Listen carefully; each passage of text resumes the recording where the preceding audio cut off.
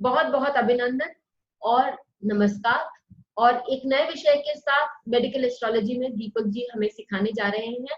तो दीपक जी, बहुत बहुत आभार। आपके वीडियोस बहुत ज्यादा सराहे जाते हैं। तो आज आप हम लोगों को क्या सिखाने वाले? नमस्कार, सभी का धन्यवाद। आज हम अर्थराइटिस पे बात करने लगे हैं।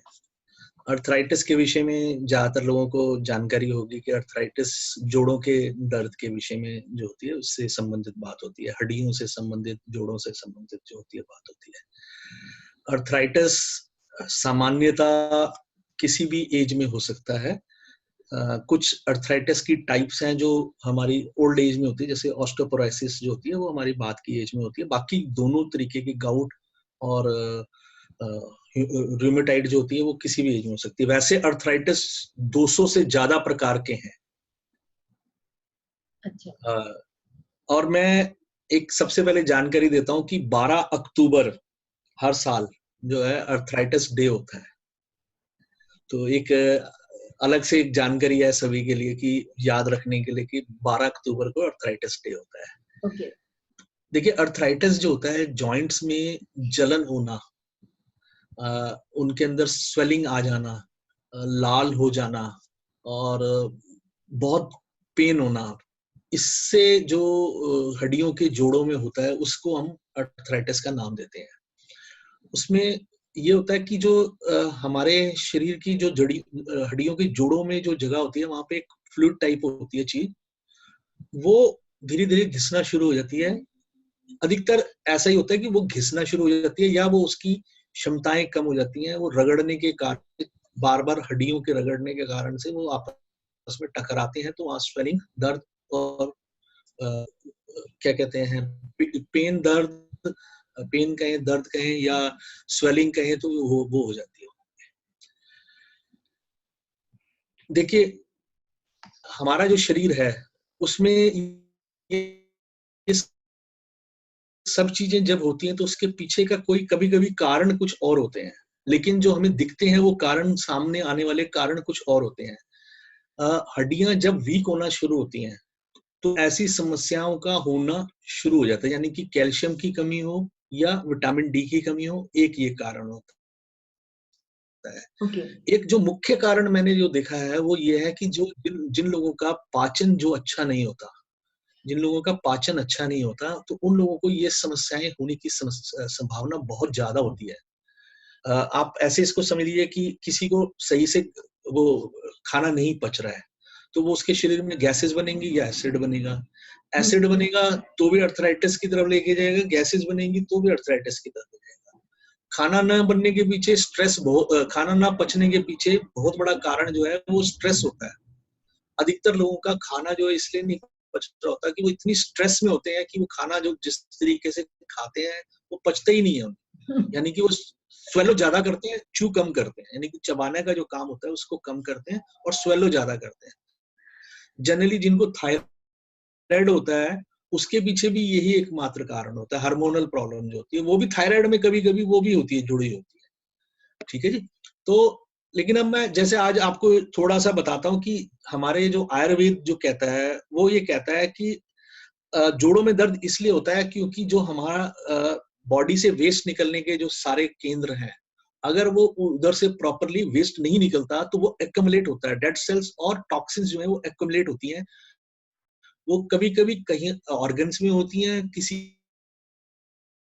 के लाइफ में, और किसी के जोड़ों में हो जाते हैं। तो जिसकी जहां पे भी वो एक्युमुलेट होंगी टॉक्सिन्स, डेड सेल्स जब भी होंगी, इकट्ठे होंगे, तो उस जगह को वो डैमेज करने लग जाएंगे। यानी टॉक्सिन्स हो गई सैटर्न, डेड सेल्स जो हो गए वो भी सैटर्न हो गया।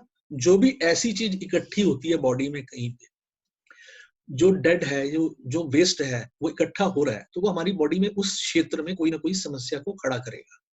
दीपक जी, एक बात यहाँ साफ करनी चाहूंगी मैं, पूछनी चाहूंगी कि यदि हम फर्स्ट एंड फॉरमोस्ट, आपने कहा कि अर्थराइटिस खाने, पाचन शक्ति पे बहुत निर्भर करता है, तो आप खाना ठीक से चबाएं, खाएं और सही खाना खाएं। मतलब आज के जमाने में जो फास्ट फूड और जंक का जो प्रचलन बढ़ता जा रहा है। बिल्कुल बिल्कुल, वो तो है ही है। उसके साथ साथ क्या होता है कि फास्ट फूड, जंक फूड और कोल्ड ड्रिंक, ये ऐसी चीजें हैं, ये हमारे शरीर में एसिड क्रिएट करती हैं। ठीक है जी। एक हम सीजन्स के हिसाब से जो हमारे यहाँ पे पहले भोजन होता था, अब तो हर चीज हर साल पूरा साल अवेलेबल हो गई है, जी। तो वो भी कोई अच्छी स्थिति नहीं है। मतलब जिसे हम कहें कि अगर इसे हम डीपली ठंडे दिमाग से सोचें, तो जब भी ईश्वर ने किसी चीज को बनाया तो उसको पचाने के लिए उसने सीजन्स दिए थे कि इस सीजन्स में अगर ये आप खाते हो तो ये पचाकर आपके शरीर में अलग तरीके के वो करेंगे। ऊर्जा पैदा करती है। हाँ हाँ, हम कभी एक बारी ना ये जो ऋतुओं से संबंधित भी कभी चर्चा करेंगे, मैं आपको उसमें पूरा एक वीडियो बना लीजिए, आप ऋतुओं पे हो सकता है चर्चा कि हर ऋतु कैसी होती है, उससे किस तरीके के शरीर पे प्रभाव पड़ते हैं। बहुत बढ़िया वीडियो बनेगा, बहुत इंपॉर्टेंट है, और ये आयुर्वेद का बहुत ही बढ़िया रूल है। अगर ये समझ में आ जाए तो बहुत आसानी होगी लोगों को। और डेफिनेटली। असमय भोजन करना, मतलब एक तो हो गया कि हम सीजन के अगेंस्ट जाके कर रहे हैं, एक हो गया असमय, मतलब जैसे जिस समय भोजन करना चाहिए हम उस समय भोजन नहीं करते हैं, भोजन कभी भी करने बैठ जाते हैं, या कोई टाइमिंग नहीं है हमारे, कभी 6 बजे कर रहे हैं, कभी 2 बजे कर रहे हैं, कभी रात को 2 बजे खा रहे हैं। ऐसे सभी लोगों को कोई ना कोई रोग लगेगा ही लगेगा, जिसमें कैंसर तक का डेंजरस रोग भी हो सकता है। जिन लोगों के नियम नहीं है जीवन में, वो अपने सूर्य को वैसे ही तबाह कर रहे हैं। जीवन में नियम ना होना सूर्य को खराब करने का पहला काम हो गया, आपने नियम नहीं है तो आपके उसमें। ठीक है जी। तो हर जब भी हम भोजन करें, भोजन सुपाच्य होना चाहिए, भोजन वो होना चाहिए जो हमारी बॉडी के प्रवृत्ति के अगेंस्ट ना हो। मान लीजिए मैं आपको एक एग्जांपल के तौर पे देता हूँ कि अगर मेरी पित्त प्रवृत्ति है शरीर की, तो मुझे पानी अपने आप ज्यादा पीना चाहिए। आज हमारे बीच में कुछ विद्वानों के साथ मेरी कुछ चर्चा चल रही थी, तो पित्त और जो होती है कि कौन सा आदमी ज्यादा पानी पिएगा, तो वो सब अपने अपने पक्ष रख रहे थे। तो वहां पे भी मैंने उनको बताया कि जब भी मंगल और केतु विशेष तौर पे कह रहा हूं मैं, अगर ये दोनों के दोनों ग्रह मंगल और केतु के ही नक्षत्र में होंगे और राशियों में होंगे, साथ होंगे, तो ऐसा व्यक्ति पानी खूब पिएगा। अगर वो अग्नि राशि में है तो और ज्यादा हो जाएगी। उनमें हमेशा उनकी पर्सनैलिटी में भी हर चीज उसी तरीके की होगी। अग्नि तत्व के जो प्रभाव उनके व्यवहार में, उनकी पर्सनैलिटी में, उनकी पूरे लुक में, उनके शरीर के बनावट में, हर चीज में नजर आएगी। सूर्य जुड़ गया तो ये भी अधिकता को बढ़ा देगा। सूर्य क्योंकि हमारा जो है जठराग्नि का कारक है, यानी कि जो हमारा डाइजेशन होना है वो किस तरीके का होगा वो सूर्य तय करता है जी। जलीय राशि में होने पे जठराग्नि कमजोर हो जाती है, वायु तत्व राशियों में होने पे जठराग्नि को गैस की प्रॉब्लम साथ में शुरू कर देती है। ठीक है जी। यानी कि शनि का प्रभाव हो जाए, राहु का प्रभाव हो जाए और वायु तत्व राशियां जुड़ जाएं, तो उस व्यक्ति को अग्नि जो है उसकी वो गैसेस के साथ यानी हवाओं के साथ बढ़ेगी। जैसे आप इसको इस तरह से समझे कि पृथ्वी है, पृथ्वी पे सूर्य की गर्मी पड़ रही है, हाँ वो तो बिल्कुल समझ आता है। उसके ऊपर हवाएं चल रही हैं, तो वो किस तरीके का प्रभाव डालेंगे, जी। वो लू की तरह डालेंगी। जितनी तेज होगी उतनी ज्यादा हो जाएंगी। अग्नि तत्व राशियों में भी सूर्य के साथ शनि और राहु का जुड़ना, और वायु तत्व राशियों में भी सूर्य के साथ शनि और राहु का जुड़ना, ये केतु भी जुड़ना, तो भी ये इसी प्रकार की प्रवृत्ति देगा व्यक्ति को। ठीक है जी। अब हाँ जी। नहीं, मैं तो यही यही चाह रही थी वापस पूछना कि भोजन एक हुआ, लेकिन केवल भोजन नहीं, किस तरह से आप उसको खाते हैं और किस तरह से आपका शरीर उसको पचाता है। और बिल्कुल बिल्कुल बिल्कुल, जैसे कि भोजन हमें भोजन करते टाइम जो हमारे आयुर्वेद के हिसाब से बताया गया 32 बार उसे चबाना चाहिए, बार बार चबाना चाहिए। और जो हमारी जो है क्या कहते हैं, थूक दांत, कहते हैं, जीवा। जो हमारा स्लाइवा है, हाँ। स्लाइवा से अच्छी तरह से उसको मिक्स करते जाना चाहिए, छोटा छोटा करके उसको स्लाइवा से इजीली ब्रेकेबल कर देना चाहिए। जब वो प्रॉपरली ब्रेक्ड होगा तो उसको अंदर, जब हमारे शरीर के अंदर जाकर डाइजेशन की प्रोसेस की जो है एफर्ट की कमी हो जाएगी, यानी उतना मेहनत नहीं करनी पड़ेगी जितनी कम चबाए हुए भोजन को ज्यादा मेहनत करनी पड़ती है शरीर को। तो शरीर के उस ऑर्गन पे भी तो प्रेशर बढ़ता है। जब आप कम चबाओगे तो उस ऑर्गन के पे लोड आएगा, क्योंकि उसने तो उसको पूरी तरह ब्रेकअप करके उसको जूसेस में कन्वर्ट करना है।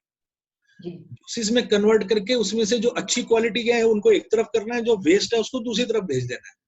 ठीक है, ये प्रोसेस चलता रहता है सारी चीजों में। हम जो भी खाते हैं उसमें यही प्रोसेस होता है। तो इसीलिए हमारे ऋषियों ने, हमारे पूर्वजों ने हमें बार बार बताया कि अच्छी तरह से चबा के उसको खाएं, जिसमें हमारी जो है थूक यानी कि हमारा स्लाइवा जो है प्रॉपरली मिक्स होना चाहिए। और क्योंकि हमारा स्लाइवा में इतनी अच्छी क्वालिटीज हैं, वो अपने आप में बीमारियों से लड़ने की क्षमता रखता होता है। तो जब वो अंदर जाएगा तो वो हमारे डाइजेशन के काम को बहुत बढ़िया तरीके से करेगा। जिनका भी स्लाइवा नहीं लगा हुआ होता या कम होता है तो उन्हीं को डाइजेशन की कमी होनी शुरू होती है। आप फास्ट खाना खाते हैं, जल्दी खाना खाते हैं, ये एक स्ट्रेस का इंडिकेशन है कि आप बहुत स्ट्रेस में हैं। जो लोग जल्दी जल्दी खाना खाते हैं ना, मैं बड़े सारे लोगों को जानता हूँ, वो थोड़ा सा चबाएंगे उसको फिर स्वालो कर जाएंगे, तो उनको थायराइड होने की संभावना बहुत ज्यादा है, बहुत ज्यादा है। और उनको हार्मोनल प्रॉब्लम्स होने की संभावना भी बहुत ज्यादा होती है। जो लोग आराम से चबाते हैं, रुक रुक के खाते हैं, थोड़ा थोड़ा करके खाते हैं, एकदम से ठूसते नहीं है, ऐसे सभी लोगों को जो है डाइजेशन उनका बढ़िया रहता है। उनको डाइजेशन सिस्टम। और एज अ रिजल्ट जो आप बोल रहे हैं, हम इस निष्कर्ष पे आयुर्वेद के जो आपने बोले कुछ पॉइंट्स दिए, उससे इस निष्कर्ष पे तो जरूर पहुंच चुके हैं कि यदि हमारा डाइजेशन सही रहे तो हम बहुत सारी बीमारियों से बच सकते हैं। ना मेडिकल एस्ट्रोलॉजर, ना मेडिकल प्रैक्टिशनर की हमको फिर जरूरत पड़ेगी। देखिए, हमारे जिसमें आयुर्वेद के ग्रंथों में भी हमारे ऋषियों ने भी बार बार बताया कि जिनको पेट से संबंधित समस्याएं होती हैं उनको सभी प्रकार के रोग लगते हैं। पेट खराब तो कुछ ना कुछ रोग लगेगा ही लगेगा, रोगी काया। हाँ। तो इसलिए पेट को ठीक रखना, पेट के खराबी ना होना, वो सब जरूरी है। देखिए, जूसेस जो होते हैं ना, उन जूसेस का कारक ग्रह होता है शुक्र। रिफाइनमेंट जैसे हम कहते हैं ना, हर एक चीज में से पूरी उसमें से जो निचोड़ के कोई जूस निकलता है, तो वो जूस जो होता है वो शुक्र है। हर जूस, हर प्रकार का जूस वो शुक्र है। तो जैसे जैसे वो रिफाइन होता जाएगा, वो पॉलिश होता जाएगा, और बेटर होता जाएगा, और बेटर होता जाएगा। तो हम हीरे की कल्पना भी करते हैं, तो जब पॉलिश करके करते हैं, तो जो रिफाइनमेंट होती है, वो रिफाइनमेंट करते करते करते शुक्र जो है हमारे भोजन को भी पूरी तरह से तोड़ तोड़ के, अलग करके, रक्त के साथ जोड़ के वो हमारे शरीर में एनर्जी का काम भी करता है, और साथ साथ हमारे उसमें उस टाइप का काम भी करता है कि जहां पे बॉडी की जो वेस्ट है उसको निकलना चाहिए। जो टॉक्सिन्स, डेड सेल्स अगर नहीं निकलेंगे तो आप मान के चलिए वो हमारी जो कार्टिलेज है उसको खराब करेंगे, उस स्पॉन्जी जो जगह होती है उसको डैमेज कर देंगे। ठीक है जी। आप समझ सकते हैं कि कोई भी चीज जो जिसे हम कभी भी ऐसी स्थिति में देखें कि कहीं पे भी वो स्पॉन्जी चीज है और उसके आसपास सारा वो गंद इकट्ठा हो गया, तो धीरे धीरे उसकी अपनी क्वालिटी जो स्पॉन्जी की है वो क्वालिटी खत्म हो जाएगी। आप रबड़ को भी कभी देखें, रबड़ पे भी डस्ट इकट्ठी होनी शुरू हो जाती है, वो भी खत्म हो जाती है। तो इसी तरह से शरीर के अंदर भी यही हो रहा होता है। हमारे मतलब शास्त्रों में साफ लिखा है, यथा शरीर तथा ब्रह्मांड है, जो ब्रह्मांड में वही शरीर में है। अब एक मैं छोटी सी और चीज बताता हूँ यहाँ पे, ये बड़ी इंपॉर्टेंट है, ये सभी के लिए साइंटिफिक रूल्स के तौर पे हमेशा यूज करने वाली चीज है। अब शनि को, ग्रह को आप समझ लीजिए, शनि और जो गुरु ग्रह है, ये पृथ्वी के बाद में मंगल के बाद में आते हैं। पृथ्वी के बाद मंगल, मंगल के बाद ये दोनों आते हैं। ये दोनों जो है गैसेस हैं, मैक्सिमम गैसेस हैं। हाँ। हाइड्रोजन, हीलियम है इनमें। आप 99% ये दोनों 99 पॉइंट समथिंग जो है ये दोनों इसी से बने हुए हैं। उनमें और चीजें भी होंगी, लेकिन वो बहुत कहते हैं ना कुछ 0.02% के करीब भी नहीं है, जिसे आप ये कहें तो वो 99.7 या 90.9.8 जो है ये दोनों इसी से बने हुए हैं।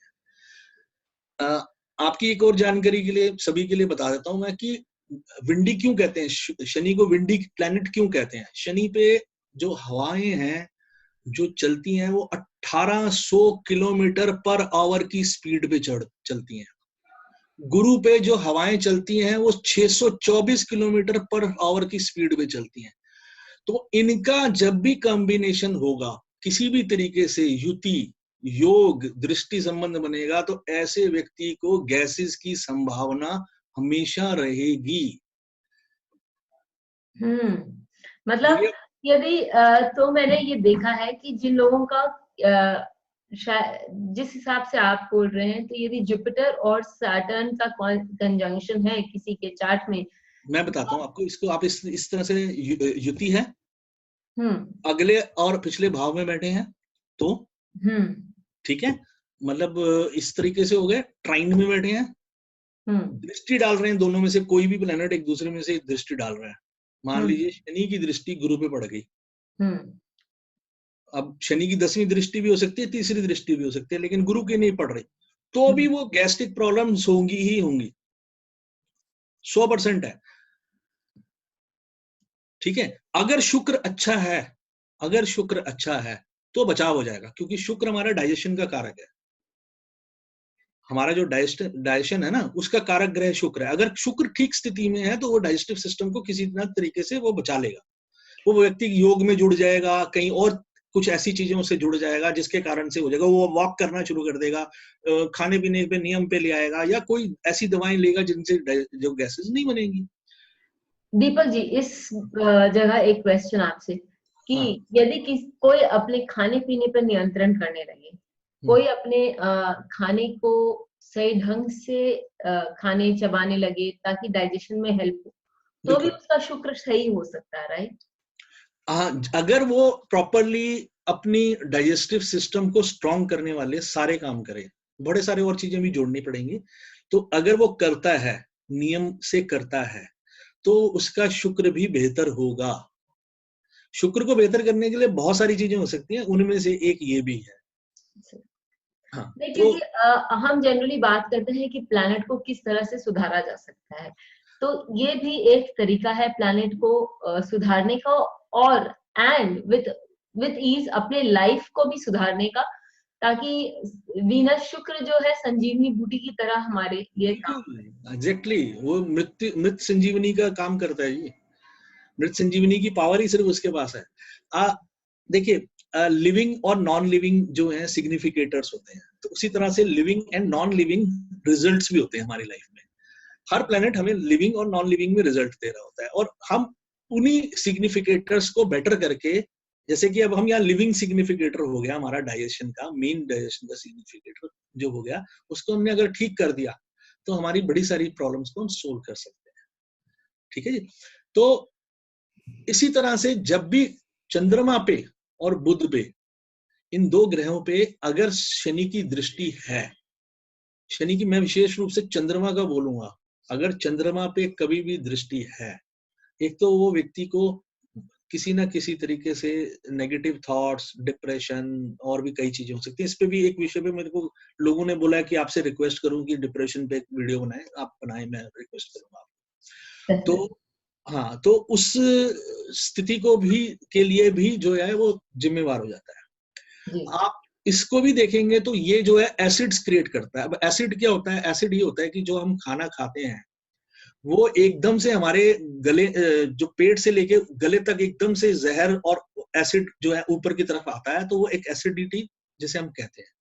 ये एसिडिटी जो होती है वो इतनी सडन और इतनी फास्ट होके आती है कि आदमी जो है परेशान हो जाता है कि ये क्या हो गया मेरे साथ, अचानक होता है। पीछे एक मेरे मित्र मिले, वो बोले कि मैं नाश्ते में अगर कभी सुबह के टाइम पे पराठे खा लूं या छोले भटूरे खा लूं तो मुझे एकदम से जो है गैस होती है। मैंने कहा गैस नहीं, वो एसिड होती है। वो हाँ एसिड होती है। तो अब ऐसे व्यक्ति के शनि की दृष्टि निश्चित रूप से चंद्रमा के ऊपर पड़ रही है, तो उसको एसिड होगा ही होगा, यानी कि उसका जो डाइजेस्टिव सिस्टम का जो एक हिस्सा है वो जो है उसमें एसिडिटी में डैमेज हो गया, यानी कि उसकी बॉडी में एसिड्स बन रहे हैं जो खराब कर रहे हैं। अब इसमें समझने वाली बात यह होती है कि हम जो पानी पीते, हमारी बॉडी में जो ब्लड है उसका एक सैंपल लिया जाता है। सैंपल लेने के बाद वो हमारा पीएच लेवल निकालते हैं। पीएच लेवल एक एसिडिक होता है, एक एल्कलाइन होता है। हाँ। ठीक है, एक बीच में होता है 7.35 से 7.45 जो होता है वो नॉर्मल होता है, यानी कि ना वो एसिडिक है ना ही एल्कलाइन है। ठीक है, अब वो एसिडिक जो भी होगा वो व्यक्ति को बड़ी सारी समस्याएं अपने आप ही जोड़ों से संबंधित होंगी ही होंगी। आपकी रूमेटाइड अर्थराइटिस में उसका मेजर रोल रहने वाला है, बहुत बड़ा रोल रहने वाला है। रूमेटाइड जो अर्थराइटिस होता है उसमें उसका बहुत बड़ा रोल रहता है।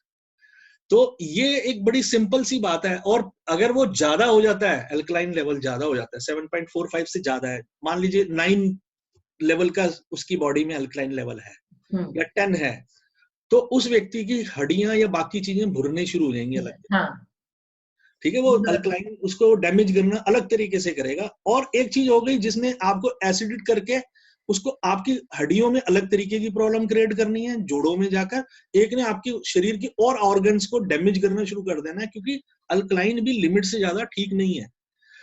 हम अपने भोजन में एसिड को कम करने के लिए और अल्कलाइन लेवल को 7.3 और 7.45 के बीच में लाने के लिए भोजन के माध्यम से भी कर सकते हैं, पानी के माध्यम से भी कर सकते हैं। जो हमारा पानी होता है हम पीते हैं, उसमें नींबू, खीरा, क्या कहते हैं अपना तुलसी, ऐसी कुछ चीजों को मिक्स करके, ककड़ी, इनको मिक्स करके रात भर रख दिया जाए। सुबह के टाइम उनको पूरी तरह से निचोड़ के स्मैश करके वो पानी बंदा किसी और चीज को ब्रश करके, पेट साफ करके और किसी चीज को लेने से पहले अगर ले लेता है तो अल्कलाइन लेवल उसका मेंटेन होना शुरू होता है। बड़ी साधारण सी सामान्य बात है। और अगर आपका अल्कलाइन लेवल मेंटेन्ड है तो आपको किसी भी टाइम पे एसिडिटिक अटैक नहीं होगा। तो खाने में भी इसी तरीके की चीजें ली जा सकती हैं। बेरीज हैं हमारे यहाँ पे, हम बेरीज खाएं, अंगूर खाएं, तरबूज खाएं, हम खरबूजा खाएं। ये हमारे जो गर्मियों के सीजन में जो अपनी बॉडी के अंदर रस यानी पानी की जो कमी हो सकती है उनको कवर करने वाले जितनी भी चीजें हैं, ये सब चीजें हम खाते हैं, तो ये हमारे उसमें ऑटोमेटिकली अल्कलाइन लेवल को ये बढ़ाते हैं। जिसका भी अल्कलाइन लेवल मेंटेन्ड है, मेंटेन से मेरी फिर वही बात है 7.35 से 7.45 मेंटेन्ड है, तो उसको ये समस्याएं नहीं आएंगी। देखिए, ये छोटी छोटी चीजें अगर हम समझ लेते हैं तो ये बड़ा आसान है। अब जैसे यूरिक एसिड जो है हमारी बॉडी में बनता है, वो गाउट जो होता है वो यूरिक एसिड की अधिकता से बनता है। वो क्यों बनता है? क्योंकि हम खाना जब खाते हैं वो उस समय में हम रिच फूड खाना शुरू कर देते हैं, यानी प्रोटीन एक्स्ट्रा ऑर्डिनरी तरीके से लेते हैं। ये जेनेटिक भी हो सकता है, ये प्रॉब्लम ये जेनेटिक भी हो सकती है। तो उसमें अगर कोई बहुत ज्यादा प्रोटीन्स खा रहा है, जरूरत से ज्यादा प्रोटीन्स खा रहा है, तो एक स्टेज पे आके उसको गाउट जैसी समस्या, एक जो अभी आर्टिफिशियल प्रोटीन लेने की बीमारी शुरू हो गई हमारे देश में, हाँ, बॉडी बिल्डिंग के नाम पे, उन लोगों को नहीं पता है कि वो पूरे ऑर्गन्स को, क्योंकि जब आप प्रोटीन्स एक्स्ट्रा ऑर्डिनरी तरीके से ज्यादा ले रहे होते हो, ज्यादा क्वांटिटी में ले रहे होते हो, तो आपको वो हीट दे रहे होते हैं। वो जिस तरीके की हीट दे रहे होते हैं वो आपके अपने शरीर में जैसे ऐसे लगता है कि आग सी निकल रही है। आपकी बॉडी जो है गॉड ने एक पर्टिकुलर उस तरीके से मेंटेन करते हुए बनाई है। अगर आप उसके अंदर किसी भी चीज की अधिकता डालेंगे जिसकी सहन करने की क्षमता उसकी नहीं है, अच्छा रिकमेंड करने वाला कोई भी डॉक्टर जो नहीं है, जो रिकमेंड करने वाले होते हैं उनमें से कोई डॉक्टर नहीं है कि आप ये वाला प्रोटीन ले लो, बस वो मसल्स बनाने के लिए वो बोल रहे हैं। आप खुद सोचिए कि वो कितना बड़ा डैमेज कर रहे हैं। वो आर्टिफिशियली मसल्स तो बिल्ड कर देंगे लेकिन अंदर से ऑर्गन्स को पूरी तरह खोखला कर देंगे। और एक स्टेज आएगी जब इंसान की जो शरीर की जो हड्डियां हैं या और चीजें हैं वो धीरे धीरे वो है डैमेज हो जाएंगी। अभी मैं पीछे किसी से बात कर रहा था, उनकी बेटी जो है प्रोटीन लेती है, तो मैंने उनको मना करा, मैंने कहा प्लीज उसको समझाओ कि ना ले। कारण ये है कि ये प्रोटीन, अच्छा वो इस प्रोटीन लेने के कारण उसे सर्दियों में ठंड नहीं लगती, जबकि इस साल तो हमारे यहाँ तो इतनी ज्यादा ठंड पड़ी कि 3.5 महीने तक अच्छी तगड़ी ठंड रही है कि बहुत बढ़िया ठंड जैसे कहना चाहिए। आज ही हम जो है उस तरह से बैठे हैं, शर्ट के अंदर बैठे हैं, तो पिछली वीडियो तक भी हमारा स्वेटर और उसमें हम बैठ के रिकॉर्डिंग कर रहे हैं।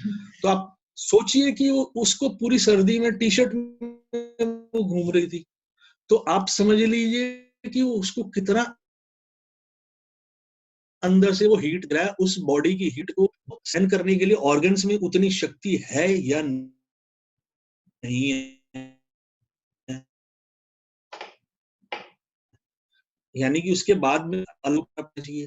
तो है ऑर्गन्स को किसे कहते हैं फैटिग क्रिएट करने का काम करता है। और अर्थराइटिस में ये मेरा अनुभव है, जिन लोगों को अर्थराइटिस होता है उनकी लाइफ में बहुत स्ट्रेस होता है और बहुत फटीग होता है। ऐसे नहीं होता जिनको अंदर ही अंदर वो हर समय कुछ ना कुछ सोच रहे होते हैं, हर समय उनका दिमाग चल रहा होता है, फास्ट घूम रहा होता है, हर समय वो अपनी नेगेटिव्स को वो कर रहे थे। वही जब हमने पहले भी एक बारी बात की थी, सेल्फ टॉक में वो अपने से नेगेटिव फीडिंग कर रहे होते हैं, अपने को हर टाइम डिमोरलाइज करने की बात कर रहे होते हैं। तो वो सब चीजें करने वाले लोगों को बीमारियां सबसे ज्यादा लगने का, वो सिर्फ संसारिक जीवन में नहीं, असफल होने के चांसेस होते हैं, शारीरिक कष्ट भी उनको सबसे ज्यादा होने की संभावना रहती है। इसलिए तभी हमारे ऋषियों ने कहा हमेशा प्रसन्न रहो, खुश रहो, जो जीवन में है वो बहुत अच्छा है, इसको मान के चलो तो कभी दिक्कतें नहीं आएंगी।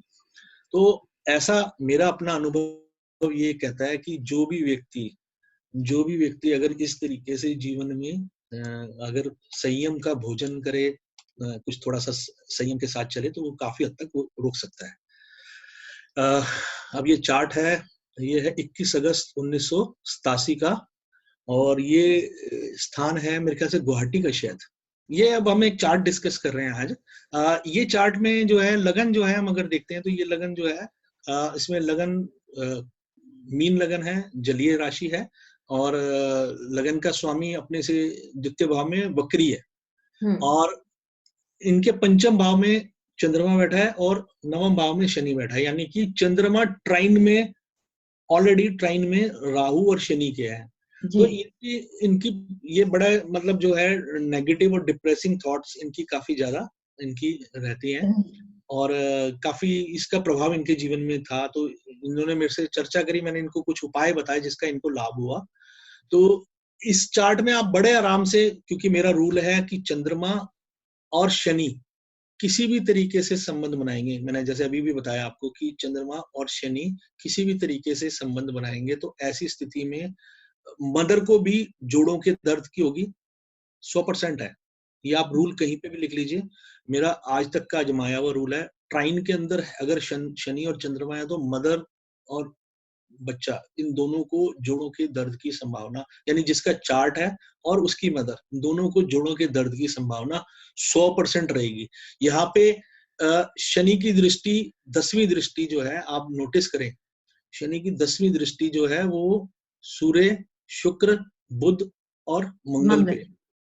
तो इनको मैंने एक तो सारी समस्याओं के समाधान के लिए, टेक्निकल काम करने के लिए, जो मैं हमेशा ही बोलता हूँ कि अगर शनि मंगल का कभी संबंध बन रहा हो तो उनको टेक्निकल काम जरूर करना चाहिए, क्योंकि हमारी लाइफ, हमारे सारी तरफ, सब तरफ एनर्जीज हैं, उन एनर्जीज को मुझे राइट डायरेक्शन देनी है, जिनसे वो प्लीज होकर डैमेज करने का काम बंद कर दें। तो हर टाइप की एनर्जी को एक अपनी अपनी फेवर का एक डायरेक्शन चाहिए होती है। अगर उस डायरेक्शन में हम अपने जीवन को थोड़ा सा भी डाइवर्ट कर लेते हैं तो वो उससे वो खुश हो जाते हैं।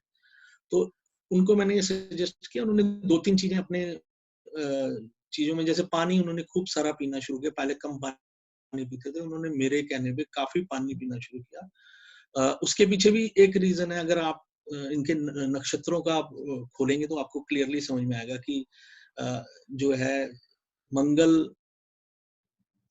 मगन नक्षत्र शायद केतु के नक्षत्र में, मंगल केतु के नक्षत्र में है, और हाँ, और बुध भी शायद केतु के नक्षत्र, हाँ, सूर्य भी मंगल के नक्षत्र में, केतु सूर्य के नक्षत्र में।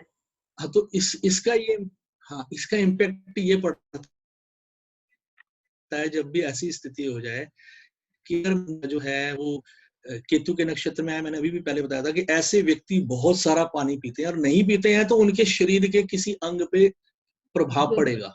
तो जैसे ही मेरे कहने पे उन्होंने पानी की मात्रा अपनी बढ़ाई तो उनको लाभ होगा, और उनकी जो पर्टिकुलर जो समस्या थी उसका समाधान हो गया।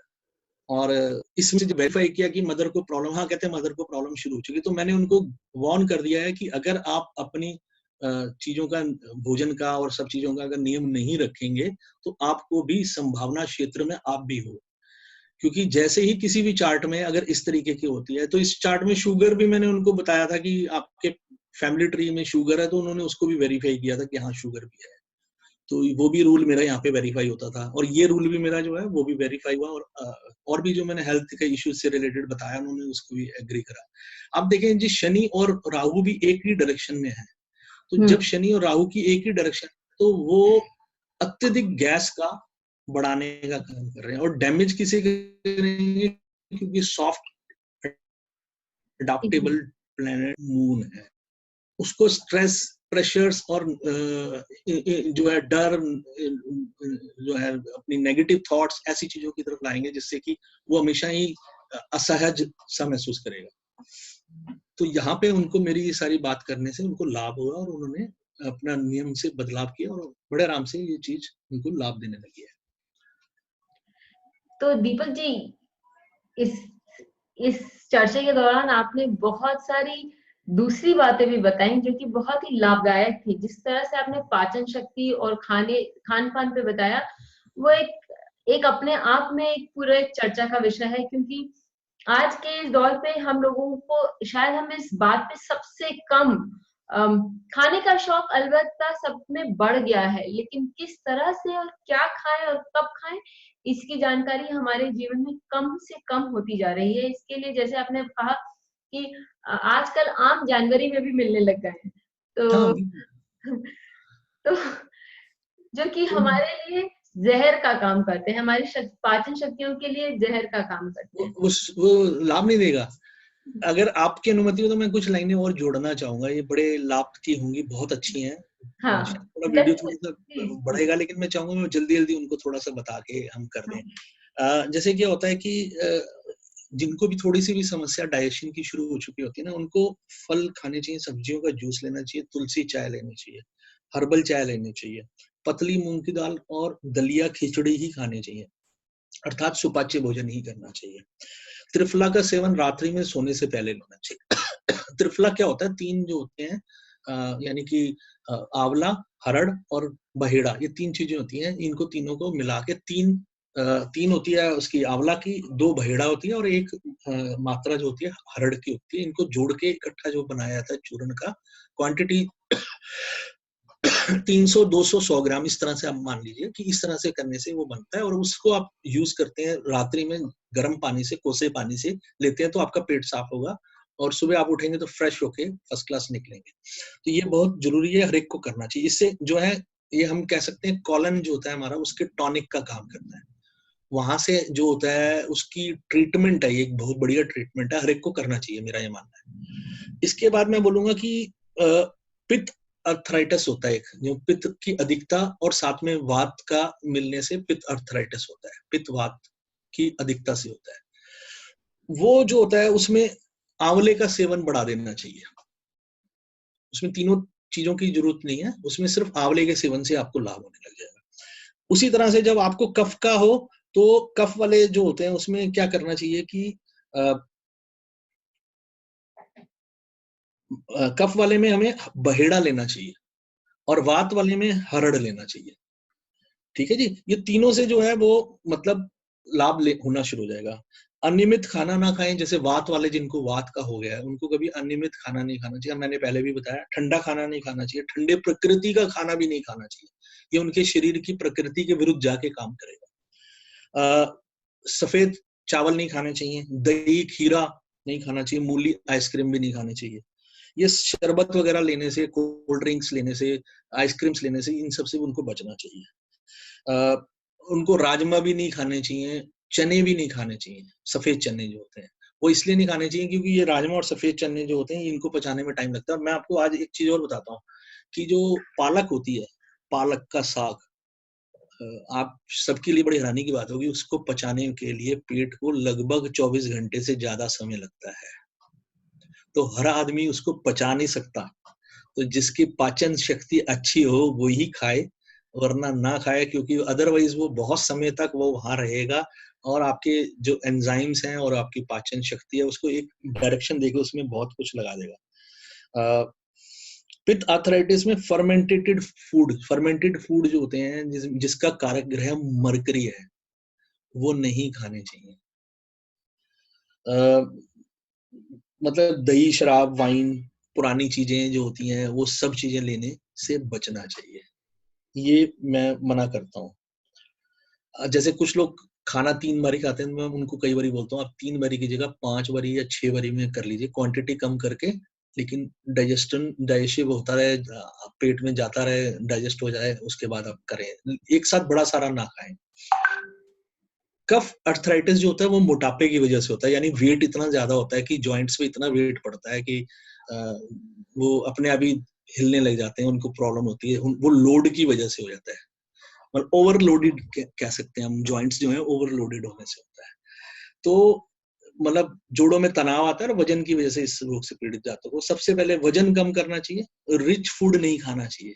रिच फूड से मैं फिर बोलूंगा हाई प्रोटीन फूड नहीं खाना चाहिए। फिर जिनसे फैट और कार्बोहाइड्रेट्स बढ़ते हैं वो चीजें नहीं लेनी चाहिए। तो ये सब चीज सावधानियों का ध्यान रखेंगे तो आपके शरीर को ही लाभ होगा। ये आप ही को जिसे कहते हैं कि बढ़िया तरीके से इसको लाभ देकर आपके शरीर को ही स्वस्थ रखने में कामयाबी रहेगी। मेरा सबसे आग्रह रहेगा कि अपने शरीर से बहुत प्यार करें, तभी आप लंबे समय तक अपने परिवार के लिए भी कुछ कर पाएंगे, अन्यथा नहीं कर पाएंगे। आज का सेशन बहुत ही ज्ञानवर्धक था, केवल मेडिकल एस्ट्रोलॉजी के रूप से नहीं, हमारे जनरल स्वास्थ्य के रूप से भी दीपक जी ने बहुत सारी अच्छी बातें बताई। हो सके तो अपने जीवन में इसको उतारें, अपने जीवन में इन बातों का कुछ प्रयोग करें और हमें फिर अपने सुझाव भेजें कि इन बातों का यदि आपके जीवन में कोई प्रभाव आया है, आपके स्वास्थ्य पे कोई प्रभाव आया है, तो क्या प्रभाव आया है। इसके साथ हम ये भी पूछना चाहेंगे कि आप लोगों में से कौन, यदि कोई मेडिकल एस्ट्रोलॉजी के विषय में कुछ सीखना चाहे दीपक जी से या क्लासेस लेना चाहे, तो please do write to us at www.anuradhasharda.com। हम उसको आगे ले जाने का प्रयत्न करेंगे। इसी के साथ दीपक जी बहुत बहुत नमस्कार और धन्यवाद। ये वीडियो शेयर करना ना भूलें, ताकि यदि और किसी के यदि ये काम आ सके तो हम भी अपना योगदान